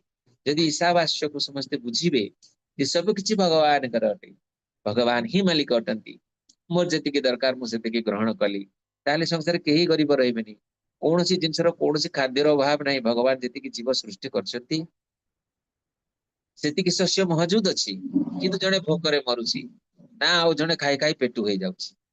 ହଁ, ତାକୁ ଡାଇବେଟିସ ହେଇଯାଉଛି, ହାର୍ଟ ଆଟାକ ହେଇଯାଉଛି, ବିଭିନ୍ନ ପ୍ରକାର ମେଦବହୁଳତା, ଏମିତି ମୋଟା ମୋଟା ଲୋକ ହେଇଯାଉଛନ୍ତି। କାହିଁକି? ଯୋଉ କିଛି ଲୋକ ମୋଟା ହେଇଯାଉଛନ୍ତି, ଅଧିକା ଖାଇ ଦଉଛନ୍ତି। ନା, ତ ଏଇଭଳିଆ କିନ୍ତୁ ଜଣେ ଯଦି ଈଶାବାସ୍ୟକୁ ବୁଝିକିନା, ସେ ଯଦି ବୁଝିଛି ଏବଂ ସେ ଅନୁସାରେ କାର୍ଯ୍ୟ କରୁଛି ଏବଂ ପରୋପକାର କରୁଛି, ସମାଜବାଦ ହଉ, ସାମ୍ୟବାଦ, ରାଷ୍ଟ୍ରପତି ଅଛି, ତାରି ଭିତରେ କୌଣସି କ୍ଷତି ନାହିଁ କୌଣସି ପ୍ରକାର। କିନ୍ତୁ ଏଇଟାକୁ ନ ବୁଝିକିରି, ଈଶାବାସ୍ୟକୁ ନ ବୁଝିକିରି ଆମେ ପରୋପକାରିତା, ଏଇ ବି ଆଉ ସମାଜବାଦ, ରାଷ୍ଟ୍ରବାଦ ଏଇ ସବୁଥିରେ ଫସିଥିବା ହେତୁରୁ ଆମେ କର୍ମ ବନ୍ଧନରେ ପଡୁ। ଆଉ ଏଇଟା ବହୁତ ଆକର୍ଷଣୀୟ ଲାଗେ, ଆମେ ସମାଜ ସେବା କରିବା, ଆମେ ଦେଶ ପାଇଁ ଚିନ୍ତା କରିବା, ଦେଶ ରାଷ୍ଟ୍ରବାଦ ପ୍ରଚାର କରିବା, ଆମେ ସାମ୍ୟବାଦ କରିବା, ସମସ୍ତଙ୍କୁ ସମ୍ମାନ କରିଦେବା, କିନ୍ତୁ ଏଇଟା କେବେ ସମ୍ଭବ ହୁଏ ନାହିଁ। ମାନବବାଦବାଦ ନା, କିନ୍ତୁ ଯଦି କେହି ଆଧ୍ୟାତ୍ମିକ ଭାବେ ଉନ୍ନତି କରିବାକୁ ଚାହେଁ, ତେବେ ସେ ନିଜ ଜୀବନକୁ ଈଶ୍ୱର କେନ୍ଦ୍ରିକ କରିବା ଉଚିତ। ତାହେଲେ ପରିବାର ପ୍ରେମୀ, ପରୋପକାରୀ, ସମାଜବାଦୀ ଇତ୍ୟାଦି ହେବାରେ କୌଣସି ଅସୁବିଧା ନାହିଁ। ନେକ୍ସଟ ସେଇଟା ଲେଖା ହେଲା, ଯଦି ଜଣେ ନିଜକୁ ଆଧ୍ୟାତ୍ମିକ ସ୍ତରରେ ଉନ୍ନତ କରିଦିଏ, ତେବେ ସେ ପରୋପକାରୀ ହୁଅନ୍ତୁ, ନା ସେ ସମାଜବାଦୀ ହୁଅନ୍ତୁ, ରାଷ୍ଟ୍ରବାଦୀ ହୁଅନ୍ତୁ, କୌଣସି ଯଦି ଈଶ୍ୱର କୈନ୍ଦ୍ରିକ ଜୀବନ ଜଣଙ୍କର ଅଛି, ସେ ସମାଜ ସେବା କରିପାରନ୍ତି, କୌଣସି ଅସୁବିଧା, ସେଥିରେ ବନ୍ଧନରେ ପଡିବେ ନାହିଁ। ସେ କାହିଁକି ନା ତାଙ୍କର ଆଉ ସେ ନାମ ଯଶ ପ୍ରତି ପାଇବାର ଚେଷ୍ଟା ନଥିବ, ସେ ତାର ପ୍ରତି ଇଚ୍ଛା, ସେ ଜାଣନ୍ତି ଯେ ପ୍ରତ୍ୟେକ ଜୀବ ଭିତରେ ପରମାତ୍ମା ଅଛନ୍ତି ଏବଂ ସବୁ କିଛି ପରମାତ୍ମାଙ୍କର, ସେଥିରେ ଆଉ ଅଭିମାନ ଆସେ ନାହିଁ। କୌଣସି ଜିନିଷ ଆମେ କାହାକୁ ଯଦି ଦେଲେ, ଆମେ ଜାଣିବା ଯେ ଇୟା ତାର ଅଧିକାରୀ, ସେ ଆମେ ନୁହଁ। ସେ ମୋ ପାଖରେ ଏକ୍ସଟ୍ରା ଥିଲା, ମୁଁ ଅଧିକାର ରଖି ନେଇଥିଲି। ଏଇଠି ଏଇ ଭାବ ଯେତେବେଳେ ଆସିଯିବ, ସେତେବେଳେ ଆଉ ଏଠି ଅହଙ୍କାର ଆସିବନି ଯେ ମୁଁ କଲି, ମୁଁ ଦେଲି। ଯେତେବେଳେ ଆମେ କର୍ତ୍ତାପଣରେ ରହୁ, ସେତେବେଳେ ଆମକୁ କର୍ମ ଫଳ ଭୋଗ କରିବାକୁ ପଡେ। ଶ୍ରୀ ଈଶୋପନିଷଦ ଏବଂ ଭଗବତ ଗୀତାର ଭାବନା ଅନୁଯାୟୀ ପରୋପକାର ମୂଳକ କାର୍ଯ୍ୟକଳାପ ଗୁଡିକ କର୍ମଯୋଗ ଅଟେ। ତ ଈଶୋପନିଷଦ ଏବଂ ଭଗବତ ଗୀତାର ଯୋଉ ଆମେ ଦେଖୁଛୁ, ଯେ ଯୋଉ ପାଠ ପଢିଲୁ, ସେ ଅନୁସାରେ କଣ, ଯୋଉଟା ପରୋପକାର ଆମେ କରୁ, ଯେକୌଣସି ପରୋପକାର, ତାହେଲେ ସେ କର୍ମଯୋଗ ଅଟେ ନା, ତାକୁ ଆମେ କର୍ମଯୋଗରେ ବା କର୍ମଯୋଗ କଣ ନା, ଭଗବାନଙ୍କ ସହିତ କର୍ମ ଦ୍ଵାରା ଯୋଡି ହେବା, ନା କର୍ମ କରିବା ଏବଂ ସେ କର୍ମ ଭଗବାନଙ୍କ ପ୍ରତି ସମର୍ପିତ କରିବା, ତାହେଲେ ତାକୁ କୁହାଯିବ କର୍ମଯୋଗ। ନା, ହେଲେ ଭଗବାନଙ୍କ ଉଦ୍ଦେଶ୍ୟରେ କର୍ମ କରାଯାଏ, ଅର୍ଥାତ ପ୍ରତ୍ୟେକ ଜୀବ ଭିତରେ ଭଗବାନ ଅଛନ୍ତି ଏବଂ ଭଗବାନଙ୍କ ପାଇଁ ଆମେ କିଛି କାର୍ଯ୍ୟ କଲେ, ତାହେଲେ ସେ ଆମକୁ ବନ୍ଧନ ଦଶା ପ୍ରଦାନ କରିବ ନାହିଁ। ତେବେ ଏଠି ଆମେ ଆମେ ଜାଣିଛୁ କର୍ମ, ଅକର୍ମ ଏବଂ ବିକର୍ମ। ଆମେ ବର୍ତ୍ତମାନ କର୍ମ ବିଷୟରେ ଖାଲି ପଢିଲେ, ବୁଝିଲେ ଯେ ଏଇଭଳିଆ ଯଦି ଆମେ କର୍ମ କରିବା, ଯଦି ଆମେ କର୍ମ ଯୋଗରେ ରହିବା ନା, ତାହେଲେ ଅନେକ ବର୍ଷ ବଞ୍ଚିଲେ ମଧ୍ୟ ବଞ୍ଚିପାରିବା, ଶହ ଶହ ବର୍ଷ ନା। ଆଉ ଯଦି ଆମେ ସେଇ କର୍ମ ଯୋଗରେ ନାହିଁ, କେବଳ କର୍ମ ବନ୍ଧନରେ ପଡୁଛୁ, ତାହେଲେ ଆମେ 100 ବର୍ଷ ବଞ୍ଚିଲେ କିଛି ଲାଭ ନାହିଁ। କେବଳ ଆହାର, ନିଦ୍ରା, ଭୟ, ମୈଥୁନ କରିକିରି ଯଦି ଜୀବନକୁ ବିତେଇ ଦବ, କେବଳ ଏତିକି ହିଁ କରୁଥିବ, ଏମିତି ପଶୁ ଯେମିତି, ତାହା କଣ ନା, ଆଉ ଯଦି 100 ବର୍ଷ ବଞ୍ଚିଲେ ବି କିଛି ଲାଭ ନାହିଁ। କେବଳ ମୁଁ ମୋର ଭାବରେ ରହିକି ଯଦି ଜଣେ ଜୀବନ 100 ବର୍ଷ ବଞ୍ଚିଲେ, ସେ 100 ବର୍ଷ ତାଙ୍କର କଣ କାମରେ ଆସିଲା? କିଛି କାମରେ ଆସିଲା ନାହିଁ। ନା ଯେମିତି ବୃକ୍ଷ ବଞ୍ଚିଛି, ବୃକ୍ଷ ଗଛ 100 ବର୍ଷ ବଞ୍ଚିଛି, କିନ୍ତୁ ଅବଶ୍ୟ ବୃକ୍ଷ ବହୁତ ଉପକାର କରେ ଜୀବଙ୍କର ନା, କିନ୍ତୁ ଅନେକ ବୃକ୍ଷ ଏଇଭଳିଆ ଅଛନ୍ତି ଯୋଉ ଗଛ ଯୋଉ ଗଛଟା ତା କାଠ ନିଆଁ ରେ ବି ଲଗାଯାଏ ନାହିଁ, ୟୁଜ ହୁଏନି, ଆଉ ସେ ଗଛ ବଞ୍ଚିଥାନ୍ତି ନା। ତ ଏଇଭଳିଆ ଗଛର କୌଣସି କାମ ନାହିଁ ନା, ସେ ଜୀବନ କୌଣସି ମୂଲ୍ୟ ନାହିଁ, କାହିଁକି ନା ସେ ନିଜକୁ ମୁକ୍ତ କରିପାରିବେ ନାହିଁ। ନା ଏଠି କର୍ମ, ଅକର୍ମ ଏବଂ ବିକର୍ମ ବିଷୟରେ ବୁଝିବା। ବିକର୍ମୀ କାହାକୁ କହନ୍ତି? ବେଦ ମାନଙ୍କର ପାଳନ କରନ୍ତି ନାହିଁ, ନା ବେଦ ବର୍ଣ୍ଣିତ କାର୍ଯ୍ୟକ୍ରମ ଯୋଉ ଧର୍ମ ନିର୍ଦ୍ଦେଶିତ କାର୍ଯ୍ୟ ଅଛି, ତାକୁ ଯେ ବିରୋଧ କରେ, ତାକୁ କୁହାଯାଏ ବିରୋଧୀ କାର୍ଯ୍ୟ, ମାନେ ଧର୍ମ ବିରୋଧୀ କାର୍ଯ୍ୟ ଯୋଉଟା, ତାକୁ କୁହାଯାଏ ବିକର୍ମ। ଆଇଥିରେ କଣ ଅଛି? ସେମାନେ ବେଦକୁ ମାନନ୍ତି ନାହିଁ, ଅଧୋଗତି ହେବାର ବିପଦ ହୁଏ, ମାନେ ତଳକୁ ତଳ ଗତି କରିବ ନିଶ୍ଚୟ। ତାପରେ ପଶୁ ଜନିକୁ ପ୍ରାପ୍ତ ହବ, ମନୁଷ୍ୟ ଜନିରୁ ନିଚ ଜନିକୁ ଯିବ, ବୃକ୍ଷ ଜନି, ପଶୁ ଜନି, ଇତର ଜନିକୁ ସେ ପ୍ରାପ୍ତ ହବ, କୀଟ ପତଙ୍ଗ ଆଦି। ନିମ୍ନ ପ୍ରଜାତିକୁ ଯିବାର ସମ୍ଭାବନା, ସାଧୁ ମାନଙ୍କ ଦ୍ଵାରା ପ୍ରଶଂସିତ ନୁହନ୍ତି, ଏଇଟାକୁ କୌଣସି ସାଧୁ ମାନେ ପ୍ରଶଂସା କରନ୍ତି ନାହିଁ।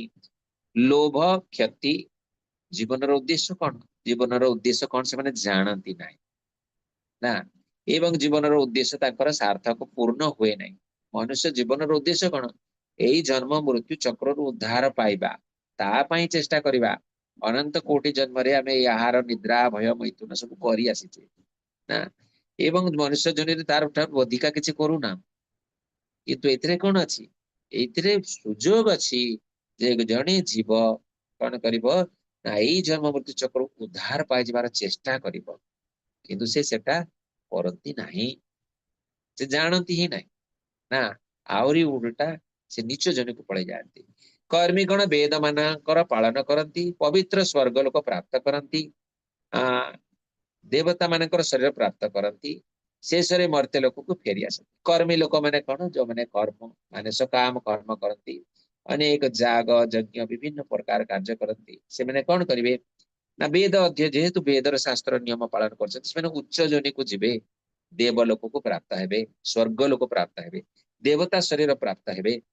किंतु कौन हुए ना सेठी देव शरीर प्राप्त होला परे जदि बा सेठी भोग करिवे, सेठी कर्म करिवार स्कोप बेसी नाही, से भोग जनि अटे ना। एठी जो आमे इंद्रिय सुख पाउछु तार शह शह गुणा सेठी अधिक सुख ना। एठी जेमति किछि किछि वर्णना अछि एमति अछि। एठी आमे कोन आक्रोश जदि पीबा ताले आक्रो आमे को गोटे ग्लास जाकरी करो कोठी किनिबा को पड़िबो गोटे ग्लास, सेठी ना आक्रो समुद्र अछि, हमको आक्रो रसर जाकरी ग्लास जेति की पारिबो पी ना। क्षीर समुद्र जेति की पारिबो क्षीर पीबो, जहा पारिबो प्रत्येक इंद्रिय सुख प्रचुर परिमाण उपलब्ध अछि, जोटा को जने अनुभव करिबा सेठी सुख उपलब्धि करिबो। एठी दुखर किछि जिंस नाही स्वर्ग रे।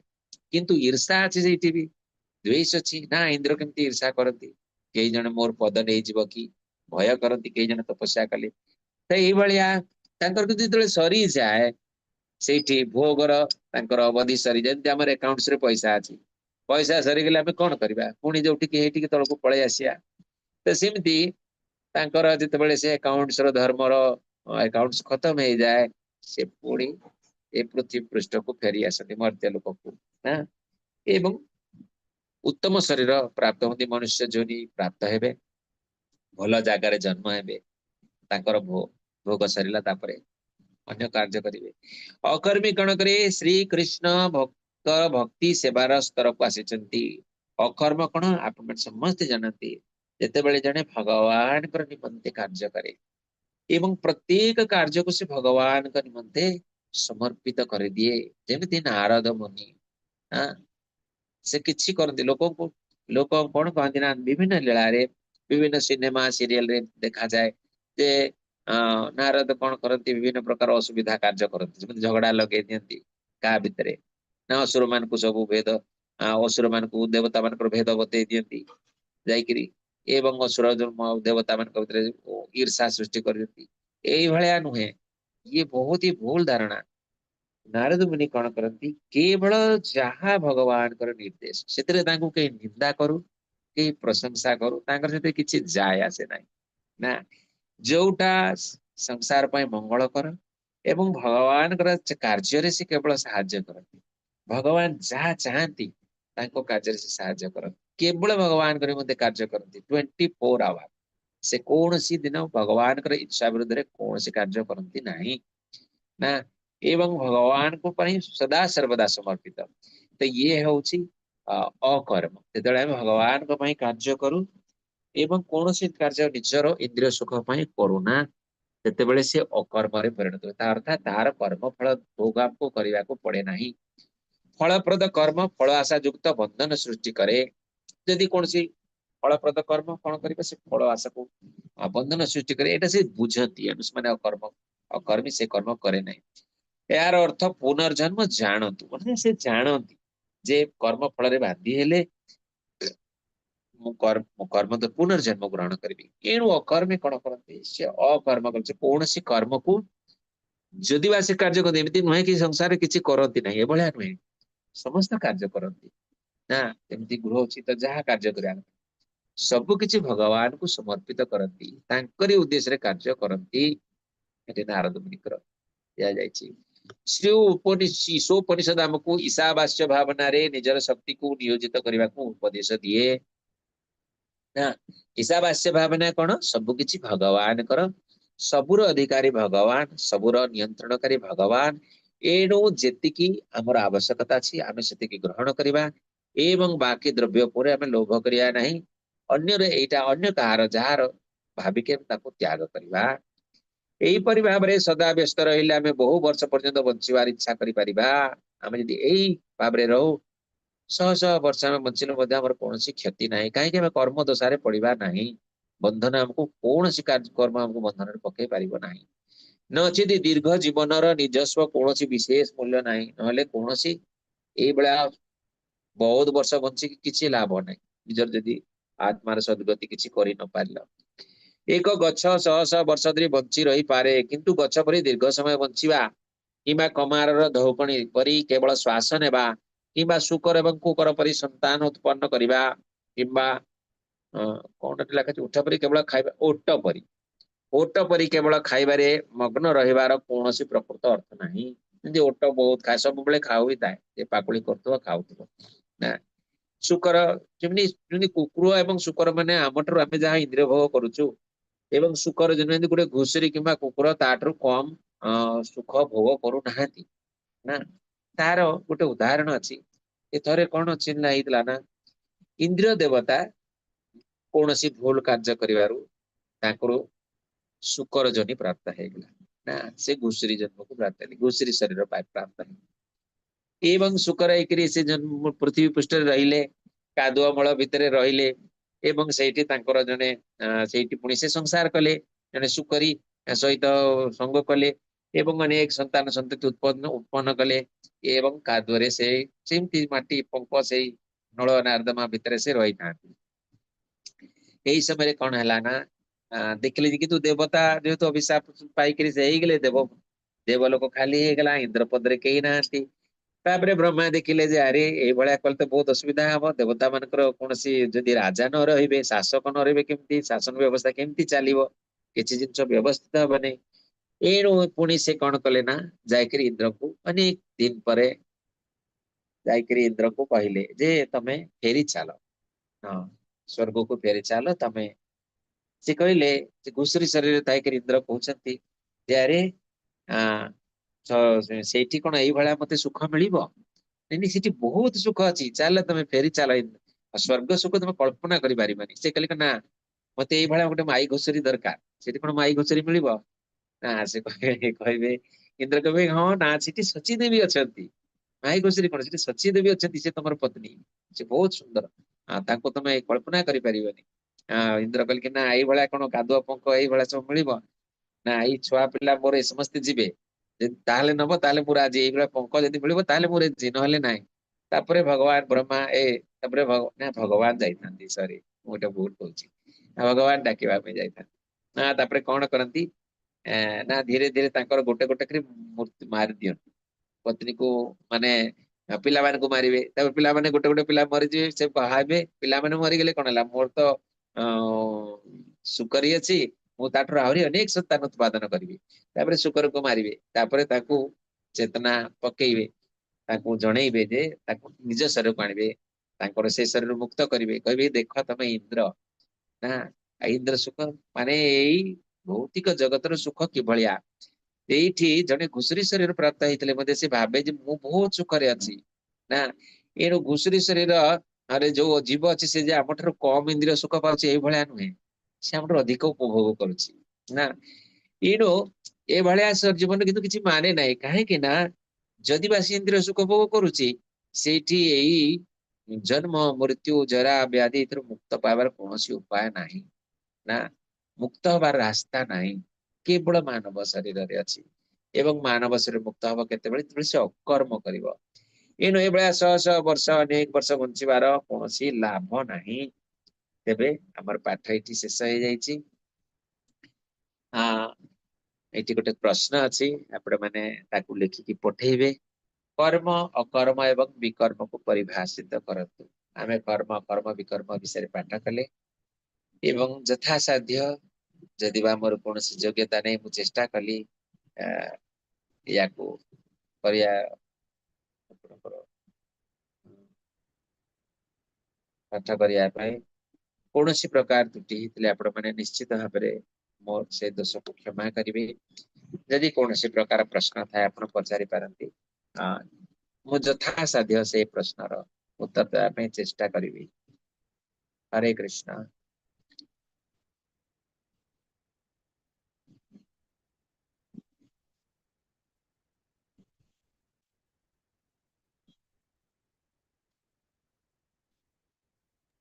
कृष्ण कहा जदि किसी क्वेश्चन अच्छी पचारि पारे हैंड रेज कर। हरे कृष्ण प्रभु जी प्रणाम। हरे कृष्ण माता जी कहतु प्रभात प्रभु जी जी प्रणाम। ईशावास्य नीति टिके बुझे दिंतु सेटा बुझी होनी प्रभु जी। ईशावास्य नीति होची हरे जेमती ना धरि नियंतु आपण गोटे चाकर रखिछंती हैला।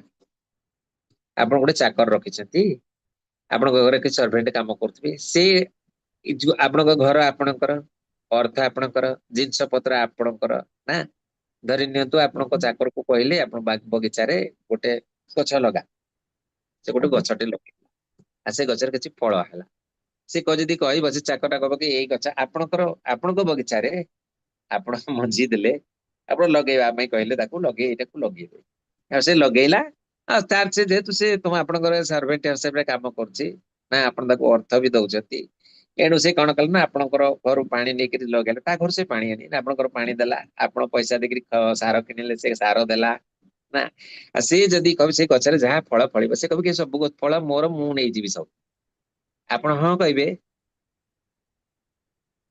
आपण कहबे कि से फल जाकता नाय ना मैडम नाय प्रभु जी। नाई कहबे ना काहे कि ना जेतु फल गछ आपणकर आपणक बगीचा आपण घर पानी देइछंती आपण खाद्य सार सब सार देइछंती तेणु आपण कहबे जे एई फल जाक मोर ना आज्ञा तो ये होची ईशावास वाले बुद्धि भेदटा एइठी रहिछि अर्थात एइठी कोन अछि ना प्रकृति कोन से गछ ताहार भी नुहे से फल कि आमर भी नुहे काहे कि आमर नुहे जदिबा ठीक अछि भौतिक जगत रे आमे ताकू आमर हिसाब रे ग्रहण करू जेतु से मो बाड़ी रे हेछि किंतु देखिले ए पृथ्वीटा भगवान कर माटी कहार माटी कोन मोर आज्ञा मु कोन सबुदिन पई रहिबी मु सबुदिन पई रहिबी नै मो परे से जागार मालिक ए बगीचार मालिक आ गुटे किए हबो ना मोर पुआ होउतरे एई जागा कोन मोर आउ 200 कि 500 वर्ष पूर्व कोन एई माटीटा एई जो जागा रे मोर घरटा अछि से जागाटा कोन मोर थिला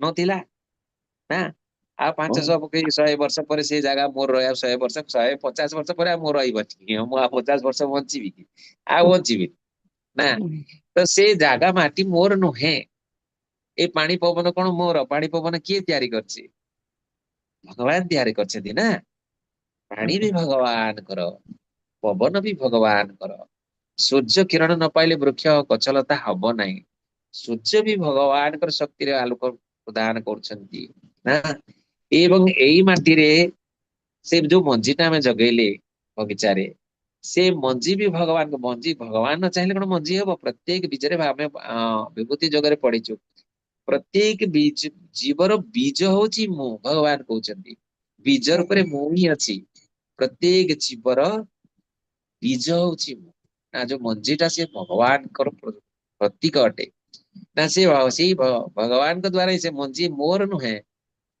मो गोटे गछरे फଳିला बोलिक मु ताको आनिक रखिली मु भाली मो एटा मोर मु भाबुची मोर बोलिकी ना एई मु भाबुची ए जागाटा मोर मु भाबुची मो पानी मोर पानी कोठी मोर पानी भगवान सृष्टि करसंती आकाश भी भगवान कर जल वायु अग्नि मृत्तिका सब किछि भगवान कर ये होचंती अपरा शक्ति एनु सब किछि भगवान कर केवल मोर का एक्जिस्टेंस कोन रहला मु एई शरीर भी भगवान करे शरीर पंचभूत द्वारा तैयारी ए शरीर कोन मोर ना मो इच्छा कले कोन एते तो चले मो इच्छा रे बंचती कि मोर मृत होंती मो इच्छा रे मु जन्म होंती मृत्यु मो इच्छा रे मु जन्म हो नाही कि मो इच्छा रे मोर मृत्यु होने आउ कहारी इच्छा रे होची मोर मृत्यु कोन मो इच्छा रे केई मरिया को चाहती केई मरिया को चाहती नहीं मरि जाती केई जन्म आ जन्म हम कोन हम इच्छा रे हमें एई घरे जन्म हवा हमें मनुष्य शरीर प्राप्त हवा हम कोन इच्छा करके एमती करले एमाई जयंती नुहे ना यही शरीर हमर इच्छा द्वेष अनुसार हमको प्रकृति देले शरीर प्रदान कले भगवान के निर्देश रे ये नो जदि माटी मोर नुहे पानी मोर नुहे आकाश मोर नुहे जल मोर नुहे ମଞ୍ଜି ବି ମୋର ନୁହେଁ, ଏଇ ଶରୀର ବି ମୋର ନୁହେଁ। ମୁଁ ଲଗେଇଲି ସେଇ ଗୋଟେ ଫଳଟେ ଗଛଟେ, ତାର ଫଳଟା ମୋର କେମିତି ହେଲା? ସେ ଭଗବାନଙ୍କରଟେ। ତ ଏଇ ଦୃଷ୍ଟିରୁ ସବୁ କିଛି ଭଗବାନଙ୍କର। ଏଇ ସଂସାରରେ ଆମେ ଯାହା ଦେଖୁଛୁ, ମାଟି, ପାଣି, ପବନ, ଆକାଶ, ନା ସବୁ ଜିନିଷ ଭଗବାନଙ୍କର। ଆମେ କଣ କରୁଛୁ ନା, ଆମେ ଭାବୁଛୁ ଏଇଟା ମୋର ବୋଲିକିରି ଭାବିବା ଦ୍ୱାରା ଆମେ ବନ୍ଧନ ଦଶାକୁ ପ୍ରାପ୍ତ ହଉଛୁ।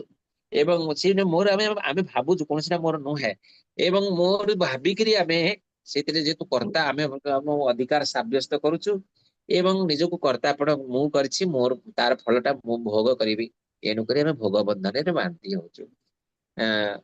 ତ ଏଇଠି ଈଶାବାସ୍ୟ କଣ ନା, ଈଶାବାସ୍ୟ କହୁଛି ଯେ ସବୁ କିଛି ଭଗବାନଙ୍କର, କିଛି ବି କୌଣସି ଜିନିଷ ସବୁର ଅଧିକାରୀ ଏବଂ ପ୍ରତ୍ୟେକ ଜିନିଷର ମାଲିକ ହଉଛନ୍ତି ଭଗବାନ। କୌଣସି ଜିନିଷ ଆମର ନୁହେଁ, ସବୁ କିଛି ଭଗବାନଙ୍କର। ଏଣୁ ଯେହେତୁ ସବୁ କିଛି ଭଗବାନଙ୍କର, ଭଗବାନଙ୍କ ଯେମିତି ବାପାର ସମ୍ପତ୍ତିରେ ତାର ସବୁ ପୁଅ, ଧନ୍ୟ 4ଟା ପୁଅ ଅଛନ୍ତି, 4 ପୁଅର ସମାନ ଅଧିକାର ଅଛି ନା, ସମାନ ଭାଗ ହବ। ଏମିତି ନୁହେଁ ଜଣକୁ ଅଧିକାର ଦିଆହବ ଜଣକୁ କମ ଦିଆହବ। ସେ ହଉଛି ନ୍ୟାୟ। କିଏ ଜଣେ ଅଧିକା ଯଦି ସେ କପଟ କରି ନେଇଯାଏ, ସେ ଅପରାଧୀ, ସେଇଟା ଭୁଲ କାର୍ଯ୍ୟ, ସେ ଠିକ ନୁହେଁ ନା। ତ ସେମିତି ପ୍ରତ୍ୟେକ ଜୀବଙ୍କର ସମାନ ଅଧିକାର ଅଛି। ଆମେ କଣ କରୁଛୁ, ଏଇ ପୃଥିବୀଟା ମୋର ଭାବିକିରି ଆମେ ଅଧିକାର, ସବୁବେଳେ ଆମେ ଚାହୁଁଛୁ ଯେ ମୋ ପାଖରେ ଅଧିକାର ନା। ମୋର 2 ଖଣ୍ଡ ବସ୍ତ୍ର ଦରକାର, ମୁଁ କଣ କଲି 50 ଖଣ୍ଡ ବସ୍ତ୍ର ରଖିଛି, ଗୋଟେ ଆଲମିରାରେ ଭର୍ତ୍ତିକି ରଖିଛି। ଏତିକି କଣ ବସ୍ତ୍ର ମୋର ଦରକାର? ମୋର ସେତିକି ଦରକାର ନୁହେଁ, କିନ୍ତୁ ମୁଁ ଅଧିକାର କରି ରଖିଛି। ୟା ଅର୍ଥ ମୁଁ କଣ କଲି, ମୁଁ ଚୋରି କଲି, ଅନ୍ୟର ଅଧିକାରକୁ ମୁଁ ଛଡେଇ ଆଣିଲି, ଯୋଉଥିପାଇଁ ଆଉ ଜଣେ କାହାକୁ ବସ୍ତ୍ର ମିଳୁନଥିବ ସଂସାରରେ ନା। ମତେ ଯେତିକି ଖାଇବା ଦରକାର ନା, ମୁଁ ସେତିକି ଖାଇଲି, ଖାଇବା ଦରକାର। ଅନ୍ୟ କେତେ ଦରକାର ଜଣକୁ ଖାଇବା ପାଇଁ, କିନ୍ତୁ ଲୋକ କଣ କରନ୍ତି, ବହୁତ ଖାଆନ୍ତି ଏବଂ ବହୁତ ଜିନିଷ ବି ଖାଇକିରି ସବୁ ମୋଟା ମୋଟା ହେଇକି ଥାନ୍ତି। କଣ ପାଇଁ? ଜଣେ ବହୁତ ଲୋକ ବହୁତ ମୋଟା ହେଇଛି, ଅଧିକ ତାର ଅର୍ଥ ସେ ଅଧିକା ଖାଉଛି ନା। ସେ କଣ ଅନ୍ୟର ଅଧିକାର, ତାର ଅର୍ଥ ତାଙ୍କର ଯେତିକି ଆବଶ୍ୟକତା ଠାରୁ ସେ ଅଧିକା ଗ୍ରହଣ କରୁଥିବା ହେତୁ ନା, ଆଉ ଜଣକୁ ସେଇ ଜିନିଷଟା ମିଳିଲା ନାହିଁ। ଆଉ କେହି ଜଣେ ଶୁଖିକିରି କାହାକୁ ନ ମିଳିକିରି କିଏ ଭୋକରେ ରହିଛି। ଯଦି ପ୍ରତ୍ୟେକ ଜୀବ କେବଳ ନିଜର ଆବଶ୍ୟକତା ଟିକେ ନିଅନ୍ତେ, ତାହେଲେ ସମସ୍ତଙ୍କୁ ସମାନ ମିଳନ୍ତା। କାହିଁକି ନା, ଆମେ କଣ କରୁଛୁ, କିଛି ଲୋକ ଅଧିକା ମନୁଷ୍ୟ, ଗ୍ରସଲି ମନୁଷ୍ୟ ମାନଙ୍କର କଥା କହି ଦେଖି ନିଅନ୍ତୁ। ମନୁଷ୍ୟ ନିଜର ସ୍ୱାର୍ଥ ପାଇଁ ସବୁଠି ଦିନ ମାଟିକୁ ଖୋଳିଦେଲେ। କୋଇଲା ଆମକୁ ଅଧିକା ଦରକାର ନା, ଆମେ ଲୁହା ବେଶୀ ତିଆରି କରୁ, ବେଶୀ ଘର ତିଆରି କରୁ। ବେଶୀ ଘର କଣ ଦରକାର? ଏତେ ବିଲ୍ଡିଂ ତିଆରି କରିବା କଣ ଦରକାର ଅଛି? କୌଣସି ଦରକାର ନାହିଁ। ଏଡେ ବଡ ବଡ ମିଲ୍ ଫ୍ୟାକ୍ଟ୍ରି ବନେଇକିରି ଆମେ ଚାଷ କରିକି ଚଳି ପାରିଥାନ୍ତେ। କିନ୍ତୁ ବଡ ବଡ ଫ୍ୟାକ୍ଟ୍ରି ବନେଇଲେ ଝାରସୁଗୁଡା ଜିଲ୍ଲାକୁ ଥରେ ଆସିବେ, ନିଶ୍ୱାସ ନେଇ ପାରିବେ ନାହିଁ ନା। ଝାରସୁଗୁଡା ଏଇ ଯୋଉଠି ଇଣ୍ଡଷ୍ଟ୍ରିଆଲ ଏରିଆ ଅଛି, ସେଇ ଏରିଆକୁ ଯିବେ, ନିଶ୍ୱାସ ନେବା ପାଇଁ କଷ୍ଟ ହବ। ସେଇଟା କଣ ପାଇଁ ହେଲା? କିଛି ଲୋକ, ଜଣେ କମ୍ପାନୀ କଣ କଲେ, ତାଙ୍କୁ ବହୁତ ଅର୍ଥ ଦରକାର, ତାଙ୍କ ଆବଶ୍ୟକତା ଠାରୁ। ସେଇଥିପାଇଁ ସେ ଗୋଟେ କମ୍ପାନୀ ଖୋଳିଲେ ଏବଂ ସେ ମାଟି ସବୁ ଖୋଳିକିରି କୋଲ ମାଇନ୍ସ କରି, ନା ସେ ମାଟି କୋଇଲା, ଏତେ କୋଇଲା ତମେ ଟାଣି ନେଇଗଲ, ଏସବୁ ଚଳେଇବ କଣ ଦରକାର? ନା ସେ ସବୁ ଆମେ କରିକିରି ଅନ୍ୟ ଜୀବ ମାନଙ୍କୁ ଇଏ କରିଦେଲୁ। ଆମେ ଡ୍ୟାମ ବନେଇଲୁ, ହାତୀ ମାନେ ସବୁ ଜଙ୍ଗଲ, ଦେଖନ୍ତୁ ଆମେ କହୁଛୁ ହାତୀ ଆଜିକାଲି ସବୁଆଡେ ପଶିକିରି ଆମ ଘର ଦ୍ଵାରା ଭାଙ୍ଗି ଦଉଛୁ। ବିଚାରେ କରିବେ କଣ? କୋଉଠିକି ଯିବେ ସେମାନେ? ସେ ଜୀବ ମାନେ ଯିବେ କୁଆଡେ? ରହିବେ କୋଉଠି? ଆମେ ମନୁଷ୍ୟ ମାନେ ଆମର ସ୍ୱାର୍ଥ ପାଇଁ ଆମେ କୋଇଲା ଖାଦାନ କଲେ, ବଡ ବଡ ପ୍ଲାଣ୍ଟ କରିଲେ, ବଡ ବଡ ବିଲ୍ଡିଂ, ଆମକୁ ଗୋଟିଏ ଘର ଦରକାର, 5ଟା ଜାଗାରେ ଜାଗା ନଉଛେ, 5ଟା ଜାଗାରେ ଘର ତିଆରି କରୁଛେ ନା। ତ ଆଉ ଜଣଙ୍କୁ ଜାଗା ମିଳିଲା ନାହିଁ ନା। ଆଉ ଆମେ ସବୁ ଜାଗାକୁ ଜମି ଚାଷ ଜମି ନେଇକିରି, ଜଙ୍ଗଲ ଜାଗା ନେଇକି ସବୁ କାଟିକିରି, ସବୁ ପଦା କରିକି ସବୁ ବିଲ୍ଡିଂ ବନେଇଦେଲେ ନା। ସେ ଜଙ୍ଗଲରେ ସବୁ ଜଙ୍ଗଲ ଯଦି ଆମେ ନଷ୍ଟ କରିଦବା, ହାତୀ ମାନେ, ସେ ଜଙ୍ଗଲ ଜାତ ଜୀବ ମାନେ, ସେମାନେ କୁଆଡେ ଯିବେ? ତାଙ୍କର ବି ଅଧିକାର ଅଛି ନା। କେବଳ ଆମେ କହୁଛୁ ଆମର କେବଳ ଅଧିକାର ଅଛି ଆମେ ରହିବା, ଆମେ କେବଳ ମନୁଷ୍ୟ ମାନେ କରିବା ନା। ଆମେ ବିଭିନ୍ନ ପ୍ରକାର ଉପକରଣ, ଖାଇବା ପିନ୍ଧିବା ପାଇଁ ବସ୍ତ୍ର ଦରକାର, ଏବଂ ଠିକ ଅଛି କିଛି ଶିକ୍ଷା ଦୀକ୍ଷା ଦରକାର ଜୀବନ ନିର୍ବାହ ପାଇଁ ନା। ଆମେ କିନ୍ତୁ ଲୋଭ ପରବଶ ହେଇକିରି, ଆମେ ଯେହେତୁ ଆମର ଆବଶ୍ୟକତାକୁ ବଢେଇଛୁ, ଏଣୁକରି ଆମେ ସବୁ ଜିନିଷ ସବୁ ନଷ୍ଟ କରିଦଉଛୁ। ଈଶାବାସ୍ୟ ଏଇଟା କହେ ଯେ ସମସ୍ତେ सब बुझी भगवान कर एनु निजर जेतिकी दरकार सेतिकी ग्रहण कर बाकीटा छाड़ी दियो अन्य जीव हरे अन्य भी कृष्ण जीव जंतु पशु पक्षी कीट पतंग अछंती अन्य मनुष्य से भी खाइबे बंचिबे ना आमे किंतु मनुष्य माने इंडिविजुअली आमे देखिले भी आमे भाबुछु जे मो पाकर टिक अधिकार रहि जाऊ एवं एइथि जो सब प्रकार असुविधा आमे दुख कष्ट आमे पाउछु हरे कृष्ण माता जी मु भाबुछि हरे आपन कृष्ण प्रभु जी, बहुत बहुत धन्यवाद प्रभु जी, हरे कृष्ण। हरे कृष्ण ठीक अछि आमे क्लास को ताले एठी एंड करिबा ना ଆଉ କାହାରି କିଛି ପ୍ରଶ୍ନ ଅଛି 7ଟା ହେଇଗଲାଣି